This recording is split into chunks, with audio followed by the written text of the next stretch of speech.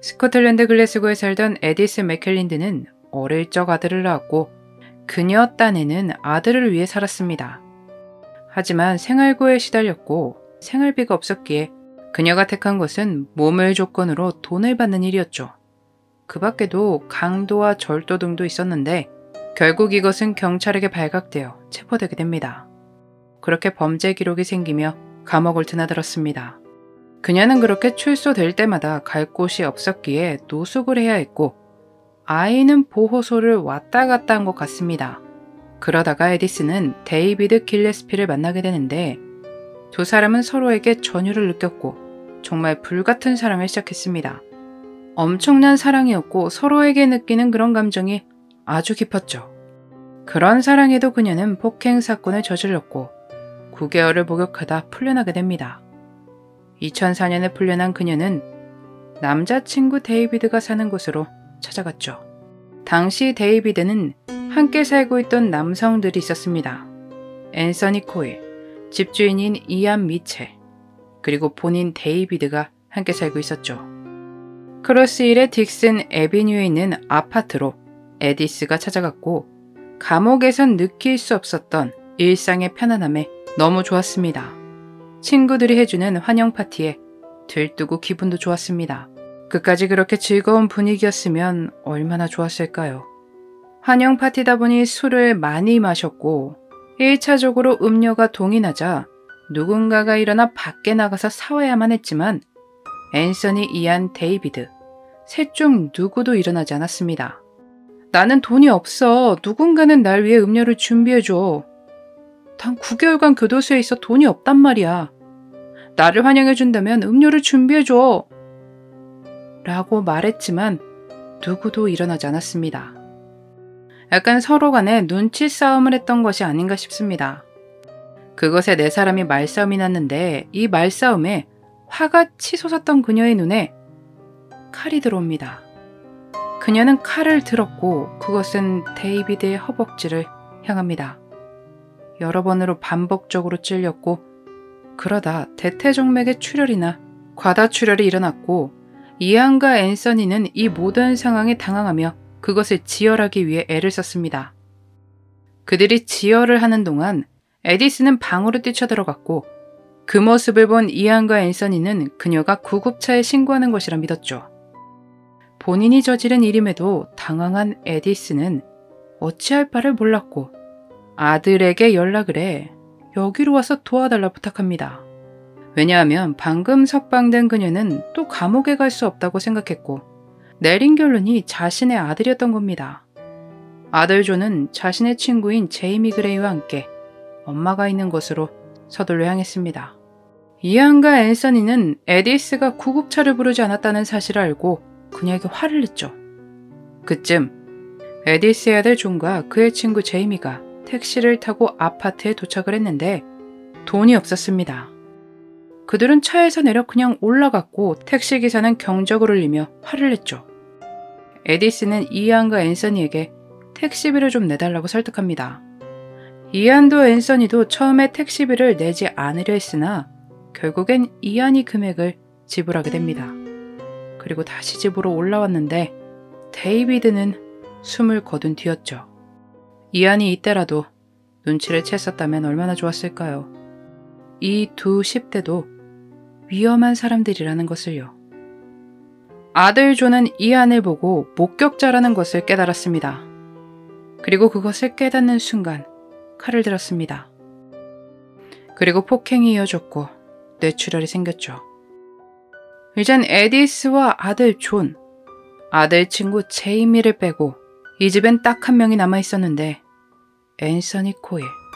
그는 이 사태를 눈치채고 방으로 도망쳐 문을 잠궜지만 존과 제이미는 드릴을 이용해 방문을 열었고 안으로 들어가 그를 해했습니다. 골프채를 들어서 말이죠. 그로부터 2시간이 흐르고 새벽 3시. 에디스는 다급히 뛰쳐나가 이웃집으로 향했습니다. 도와주세요. 이안 집에 무슨 일이 있었던 것 같아요. 제발 확인 좀 해주세요. 라며 가증스러운 부탁을 합니다. 이웃은 이안의 집 문을 열었고 복도를 본 뒤 바로 핸드폰으로 전화를 걸어 신고를 넣었습니다. 벽과 바닥 할 것 없이 온통 혈흔으로 뒤덮여 있었고 이것은 기자들에 의해 하우스 오브 블러드라는 별명이 붙게 됩니다. 출동한 경찰은 집안에서 나는 소리를 들으며 문을 열었습니다. 에디스가 데이비드를 껴안고 제발 일어나! 라고 외치고 있었죠. 하지만 곳곳에 그녀의 DNA가 남아있었고 바로 다음 날인 10월 18일 에디스는 사람을 해한 혐의로 기소됩니다. 그리고 여기서 끝난 것이 아니었죠. 범행이 혼자서는 불가능했을 것이라고 판단, 공범이 있을 것이라고 생각했습니다. 남성일 것이고 2명에서 3명 정도일 것이라고 판단됐죠. 나머지 공범을 찾기 위해 경찰은 수사를 벌였고 2주가 흐릅니다. 노숙자 센터에서 지내고 있던 한 남성이 경찰서로 찾아와 저랑 함께 센터에 머무는 사람이 이상한 소리를 했어요. 존 맥켈린든이라는 사람인데 어제 자기가 사람을 했다고 자랑을 했어요. 이 사람의 신고로 존과 제이미 그레이가 기소가 됩니다.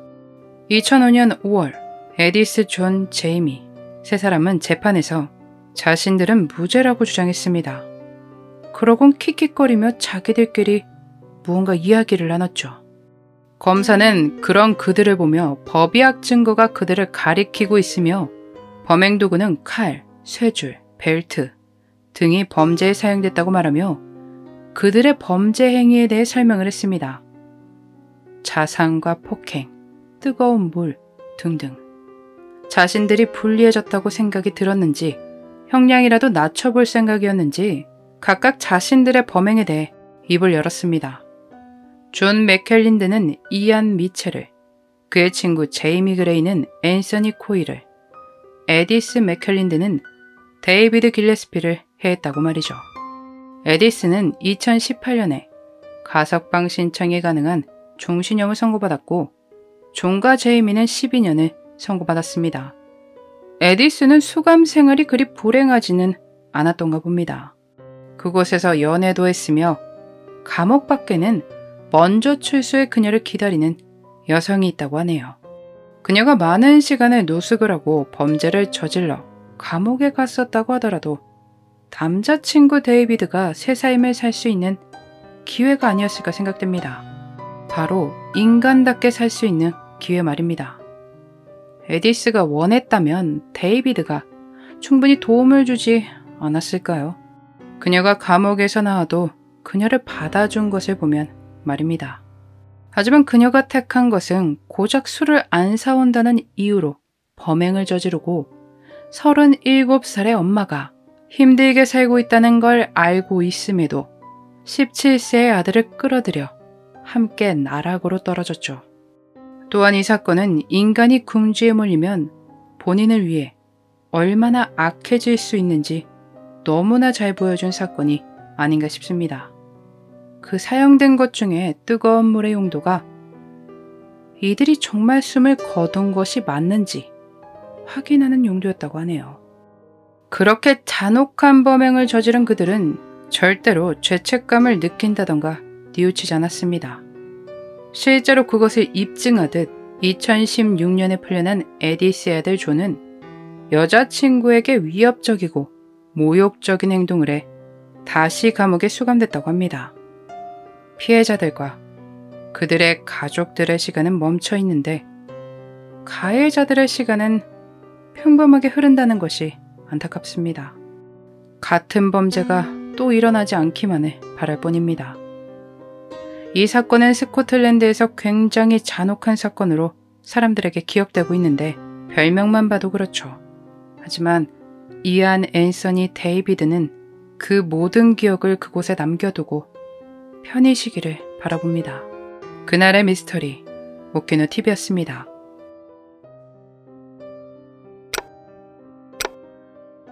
마지막까지 시청해주셔서 감사합니다.